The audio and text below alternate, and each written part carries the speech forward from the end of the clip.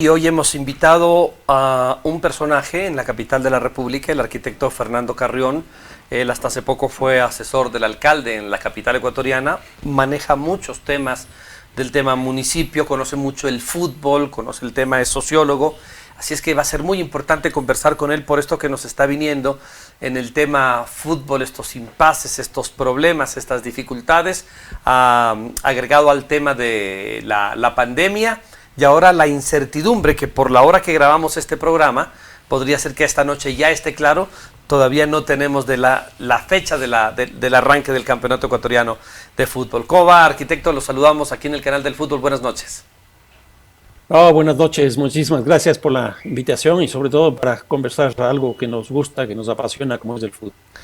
Yo veo un enfrentamiento aquí, Fernando, entre una gente que estamos alrededor del fútbol, que queremos mover cielo y tierra para que el fútbol se reanude, y el COE o las autoridades que dicen, hey, hay que cuidar la salud de los ecuatorianos, de los quiteños, de los cuencanos, como fuere, y el fútbol, por ejemplo, en Quito, yo sabía ya desde anoche, lo supe desde el COE, que en Quito no se va a abrir el estadio para, por lo menos, me decían, 2 o 3 fechas, por el tema del grado de contaminación que tenemos con este virus en la capital ecuatoriana. Y obviamente ese enfrentamiento no nos hace bien, porque nosotros lo vemos como malo al COE y el COE queda mal con el tema fútbol, cuando el fútbol alrededor dice que tiene tantos cuidados con el tema protocolo. Sensatamente, ¿cómo podemos manejar esto y cómo podemos pensar sobre este tema, Fernando? A ver, yo creo que aquí hay un problema estructural del fútbol, y no solo en el Ecuador, sino a nivel mundial, que es creerse que está fuera de las realidades de los países. Y esto se ha construido principalmente en el ámbito jurídico. En otras palabras, la FIFA, que es una ONG que tiene su sede en Suiza, pero tiene un control monopólico respecto del fútbol, que hace que se crea que las asociaciones, las federaciones nacionales estén por encima de la Constitución. Y me da la impresión que ese es el mismo sentimiento que existe este rato frente a lo que está ocurriendo con la pandemia. El fútbol ecuatoriano está por encima de lo que pasa aquí. En otras palabras, nosotros no podemos aceptar nada de lo que diga el COE, sino que nosotros tenemos que plantear las salidas que a nosotros nos convienen. Pero ya Pacho Maturana nos dijo hace muchos años, eso fue en el cambio de siglo prácticamente, cuando nos dijo se juega como se vive, que fue una definición muy interesante, no solo en términos de los estilos de fútbol que existen, las expresiones, etcétera, etcétera, sino también del vínculo que hay entre la sociedad y el fútbol, porque el fútbol no es un reflejo de la sociedad, pero sí está inscrito en la sociedad. ¿Y qué quiero decir con esto? Si la sociedad está enferma, el fútbol va a estar enfermo. Este rato la pandemia nos muestra que hay una incidencia muy alta, este rato, sobre todo en ciudades de la sierra y algunas de la costa, que me da la impresión que hacen que no se pueda jugar el fútbol. La misma Conmebol, por ejemplo, está planteando que ya debería abrirse, se plantea una fecha. Pero yo diría, ¿quién va a ir a Bogotá cuando el aeropuerto de Bogotá está cerrado? ¿Quién va a ir a Brasil cuando de Europa ya se cerró la posibilidad de que hayan vuelos hacia Brasil? Y no solo al Brasil, sino en general a América Latina.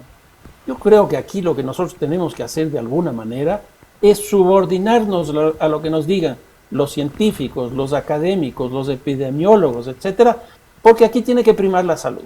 Lo que sí pasa es que en el fútbol ecuatoriano, en este último tiempo, yo diría en estos 2 últimos años, estamos viviendo una transición muy, pero muy fuerte, con la presencia de nuevos actores y con la presencia de 2 tipos de organizaciones que nos está planteando la existencia de una expresión bicefálica. La federación por un lado y la Liga Pro por otro. La federación que se encarga del fútbol amateur, se encarga del fútbol femenino y se encarga de la selección. Pero la membresía que tiene sigue siendo la misma que tenía antes. Por eso es que ahí se resuelven algunas cosas que no le competen ya a la federación. Y por otro lado tenemos la Liga Pro, que básicamente lo que hace es organizar el Campeonato Nacional de Fútbol profesional. Por eso es que ahí está radicado este rato el tema económico del fútbol ecuatoriano, principalmente con lo que significa la presencia de nuevos actores, como digo, como es el caso, por ejemplo, de Gol TV, que se ha convertido en un actor fundamental por el contrato que tiene de la transmisión de los torneos del Campeonato Nacional de Fútbol. Sin duda, y pasa mucho por la parte económica. Pollito Cristian Morales también está con nosotros. Qué gusto saludarlo, arquitecto, en esta noche acá en el canal del fútbol. Y por supuesto, ¿no? Me parece muy interesante analizar desde el punto de vista de la investigación, de la sociología, de todos estos campos sociales, a analizar qué es lo que sucede ahora con el fútbol ecuatoriano y esa pugna también, ¿no?, que existe entre dirigentes. Ha sacado lo peor esta pandemia de los dirigentes del fútbol ecuatoriano, que pelean los de la costa con los de la sierra, los del Emelec con los de Liga, en la propia Federación Ecuatoriana de Fútbol. ¿Cómo analizarle, cómo se da esa lectura desde el área de la cátedra universitaria, arquitecto?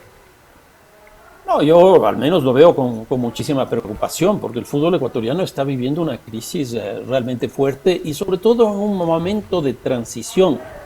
Porque yo les digo, independientemente de cuál sea el entrenador de la selección ecuatoriana de fútbol, ¿cuántos jugadores vamos a tener de los que convocó, por ejemplo, Quinteros? Yo diría 4 o 5, no más allá de eso. ¿Y por qué? Porque se nos fue una generación, y una generación muy buena de futbolistas, que nos condujo a tres mundiales con los recambios en cada uno de los momentos. Pero hoy día eso ya no existe. Tenemos una nueva generación y con problemas muy complicados como estos del orden dirigencial que digo, esta expresión bicefálica, pero compleja, porque los de una institución, este rato, por ejemplo, Gol TV, tienen una incidencia muy fuerte en la Federación Ecuatoriana de Fútbol para tomar decisiones en la federación que no les corresponde a ellos, porque ellos ya tienen su ámbito específico. Y entonces eso está generando, me parece, una situación bastante complicada. Por eso mismo es que llega un momento determinado en que un grupo de 6, si no me equivoco, miembros del directorio deciden cambiar al presidente de la Federación Ecuatoriana de Fútbol. ¿Estos de dónde provenían? Básicamente del fútbol amateur, con contradicciones tan grandes. Muchos de estos representantes tenían ingresos superiores a los de las propias asociaciones o asociaciones provinciales. Es una cosa absolutamente llamativa. Y aquí, ¿qué es lo que está ocurriendo? Tenemos un presidente que es respaldado por el fútbol internacional, esto es la FIFA, la Conmebol, pero no es respaldado internamente por esta amalgama, por esta situación tan compleja, de que unos deciden en una institución sobre la cual ellos prácticamente no tienen nada que ver. Entonces aquí me parece que hay un problema estructural muy fuerte, al cual, bueno, en este tiempo se añadió, en esta semana se añadió por lo menos el tema del entrenador y de Cruyff y también del señor Gordón, que llegaron, pues, y Gordón, bueno, sí vino acá al Ecuador, estuvo aquí en el Ecuador, hizo, creo, un buen trabajo, pero nos dejó a medias, y el otro ni siquiera llegó, creo. Vino el 13 de enero, si no me equivoco, se nos presentó con una chompa con el nombre de la Federación Ecuatoriana de Fútbol y no lo volvimos a ver. Y yo creo que eso es producto principalmente de esta condición estructural que les digo que está viviendo la transición del fútbol ecuatoriano. Pero Fernando, yo detecto, leo dos problemas complicados en esta circunstancia del fútbol. La una es falta de liderazgo. Hay buenos dirigentes, y yo puedo nombrar algunos. Michel Deller, Esteban Paz, Nasib Neme. Hay gente que ha probado su trayectoria causándoles beneficio a sus clubes. Pero no veo el liderazgo en ellos como para asumir un mandato de la Federación Ecuatoriana de Fútbol. Y la otra cosa que yo detecto en los dirigentes, Fernando, es mucho egoísmo. Es decir, ¿cuál es mi beneficio? Yo hago esto, aporto esto, voto aquí, pero ¿cuáles son mis beneficios? ¿Cuáles son mis réditos? No hay réditos, entonces no tengo el voto, no levanto la mano, o eso. Y vuelvo al tema de lo que decía el Pacho Maturana, el fútbol es como se vive, y si nuestra política está así, el fútbol aparentemente no debería ser una excepción, pero yo creo que sí podríamos hacer una excepción. Falta de liderazgo y la gente pretendiendo sacar beneficios particulares para sí o para sus equipos. Desde afuera yo noto así. ¿Tú notas eso?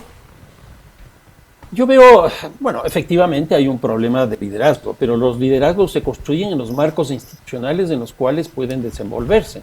Y si nosotros estamos viviendo una crisis institucional tan fuerte como esta que estoy señalando, de que en la Federación Ecuatoriana de Fútbol tenemos una membresía tan fraccionada y diversa, porque tenemos un voto de ciertas asociaciones y 2 votos de 2 asociaciones, y a eso se suma el fútbol profesional. Eso hace que esa asamblea, ese congreso, esa membresía sea muy complicada, porque además la mayor cantidad de votos vienen del fútbol profesional, que ahora ya no tienen prácticamente nada que hacer en la Federación Ecuatoriana de Fútbol. Entonces, ahí hay un problema estructural muy fuerte que tiene que ser resuelto.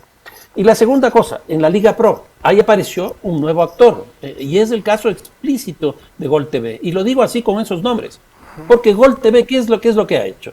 Nos modificó sustancialmente los patrones culturales que teníamos nosotros como aficionados para ir al fútbol los domingos. A uno le preguntan, ¿qué vas a hacer este domingo? Pues al fútbol. ¿Quién juega este domingo? Tal equipo con tal equipo. Ahora, ¿qué es lo que ha hecho? Viernes, lunes. Viernes, sábado, domingo y lunes. Con lo cual se fragmentó y se eliminó la posibilidad de la representación en el estadio, porque se dio la prioridad a la televisión. En esa misma línea, Oscar, nosotros teníamos hace 2 años 4 jugadores extranjeros como máximo en la plantilla. Y a mí me parece que eso era lo lógico. Pero después fueron 5 y ahora son 6. Hay un equipo o varios equipos que si tú le sumas a esos 6, los 2, 3 que tienen de nacionalizados, el cupo para los ecuatorianos es 1 o 2. Y si a eso le añades el hecho de que generalmente se contrata arquero, generalmente se contrata back centro, generalmente se contrata un número 5, generalmente se contrata un número 10 y generalmente un 9. Y tú ves, ¿qué es lo que tenemos en la selección? Pues la falta de estos jugadores. Entonces, esa desnacionalización o esa globalización, como quieras llamarse, nos está produciendo un efecto que es realmente preocupante. Lo mismo el cambio del número de equipos. ¿Cuál fue la justificación para pasar de 10 a 16 equipos? No tengo la menor idea. Si hubiera sido como en Colombia, que en una ciudad como Bogotá, que tiene 8 millones, 9 millones de habitantes, es decir, casi 3, 4 veces más que Quito, y tiene básicamente 2 equipos, y Quito tiene 5 equipos, pues la cosa es muy distinta, porque ahí sí, si se aumenta el número de equipos y se extiende por todo el territorio nacional, podría ser interesante, pero mejorando también la infraestructura. Pero no interesa que los futbolistas jueguen en malas canchas, lo que interesa es que los futbolistas estén en la televisión. Pero el mismo torneo nacional cambió, y nada de eso, todo eso proviene de un nuevo actor. Pero vuelve a recaer eso en la responsabilidad de los dirigentes, en su falta de capacidad o en su falta de compromiso. Porque yo no les puedo decir a todos que son incapaces. Hay varios allí que en sus empresas privadas han sido tremendamente exitosos. Pero que en el fútbol, y cuando ya tienen que salir de su parcela, yo no veo el mismo compromiso, por ejemplo. Entonces, en algunos casos por falta de capacidad. Y hay varios que les falta capacidad, y en otros por falta de compromiso, otra vez caemos en lo mismo. Hace rato están hablando de modificar estatutos para que las elecciones, para que las decisiones sean justas y que el fútbol profesional decida por el fútbol profesional, que es lo más justo. Y allí se han quedado un montón de tiempo entre comillas, en entuertos, y no terminan de definir, quizás por intereses de unos, en modificar los famosos estatutos. Entonces, otra vez vuelve a recaer todo esto en el tema de la falta de liderazgo o la falta de compromiso de nuestros dirigentes, Fernando. Sí, y eso va de la mano también con la formación. El dirigente es un hincha y no es suficiente hoy día en el fútbol. El fútbol hoy día es una actividad económica, es una actividad política, es una actividad cultural. Hay un antropólogo francés, Marc Auger, que dice, el fútbol es una actividad total. Y nosotros, si creemos que se puede manejar simplemente con la pasión, estamos muy equivocados. Hoy día el fútbol se tiene que mover con altísima tecnología, con Big Data, con todos estos elementos nuevos de las formas de gestión. Por eso es que hay una gran división del trabajo dentro de un club. Si antes un club era manejado por la misma persona como presidente del club, como entrenador y como jugador, porque esa era un poco la tónica de lo que existía, hoy día eso es improbable. Hoy día la división del trabajo es tan fuerte que, por ejemplo, antes con tener un entrenador ya se decía está cubierto, pero hoy día el entrenador requiere 5, 6, 7, 8 personas que estén alrededor de eso. Antiguamente, ¿qué es lo que se quería? Con un masajista era suficiente. Ahora se necesita un departamento médico y por lo menos 3 o 4 médicos en la cancha. El caso de los utileros. Hoy día la división del trabajo es tan alta en el fútbol que se necesita gente especializada. Y la especialización viene con el conocimiento, viene con el estudio. Por eso digo, no es suficiente tener la pasión por un club para sacar adelante a ese club. Hoy día se necesita conocer mucho. Por eso hay directores deportivos, por eso hay gerentes deportivos, por eso hay comisiones.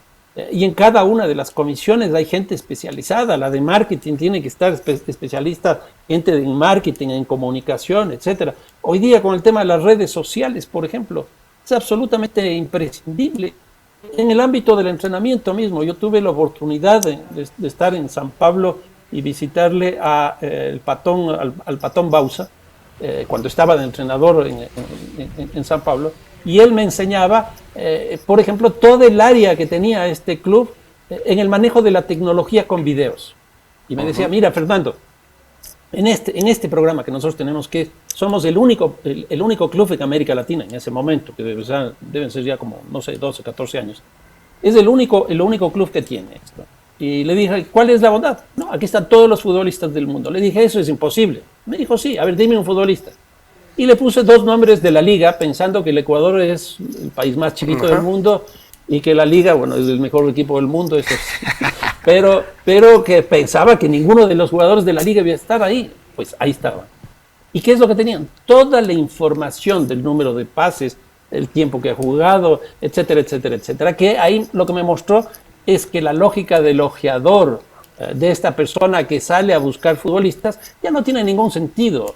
Y nosotros seguimos, por ejemplo, buscando entrenadores con carpeta, jugadores con carpeta, dependiendo de los empresarios. Cuando hay esta tecnología, que nos obliga a que tengamos dirigentes efectivamente formados en estas nuevas realidades. Ahora, arquitecto, el tema, no dejarlo pasar, lo de Jordi Cruyff. El dirigente de Mushurruna, Luis Alfonso Chango, hizo una analogía ahí, ¿no? Que claro, que cuando supuestamente nos vinieron a conquistar los españoles, ellos nos cambiaron los espejos por oro, ¿no? Y hacían nos llevaron el oro. Un símil así, claro. Hoy nos dieron plata. espejos y nosotros les dimos oro. Más o menos, ¿cómo se ve desde la investigación, desde un estudioso profundo del ámbito futbolístico, esto de Jordi Cruyff, lo que sucedió con Jordi Cruyff? Engaño completamente, ¿no? Total. Yo estoy de acuerdo con eso, a pesar de que, con Chango, ¿no? A pesar de que Cruyff no es español. Holandés. Él es holandés, pero se ha formado en Cataluña principalmente porque su padre pues vivió mucho tiempo ahí, incluso si no me equivoco hasta falleció ahí. Yo estoy de acuerdo con eso, pero si nosotros vemos lo que nos dijo Gordón, del cual yo tenía un magnífico concepto, lo que nos dijo Gordón es que el hecho de que se vaya Cruyff al Barcelona debería hacernos sentir a nosotros muy orgullosos. Sí. A mí me llamó poderosamente la atención que un club esté por encima de una selección. O sea, no puede ser que eso nos venga a decir este señor Gordón. Eso no es así. Además, cuando uno ve lo que ganan, por ejemplo, según información del diario El Comercio, el señor Cruyff ganaba $150,000 al mes. En 6 meses que estuvo, se llevaría $900,000. No hizo un partido, no hizo un entrenamiento, no hizo una sola convocatoria en 6 meses. No nos dijo la línea con la que quería jugar, no nos dijo absolutamente nada. Fue una cosa de un secretismo, pero brutal.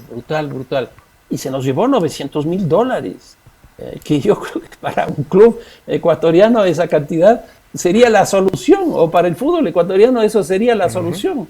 Y me parece que yo no dejaría el tema ahí. A mí me parece que aquí hay que recurrir incluso a las estructuras institucionales de la propia FIFA y llegar, por ejemplo, hasta el TAS, porque no puede ser que una persona venga así, se nos burle y se nos lleve toda la plata del mundo. Totalmente de acuerdo. Bien, Ahí Fernando, está. siempre va a ser agradable conversar contigo, pero el tiempo de nuestro segmento ha terminado y lo bueno es que en algún momento lo volveremos a tener aquí. Enriquecedor. Porque es muy interesante siempre conversar con él.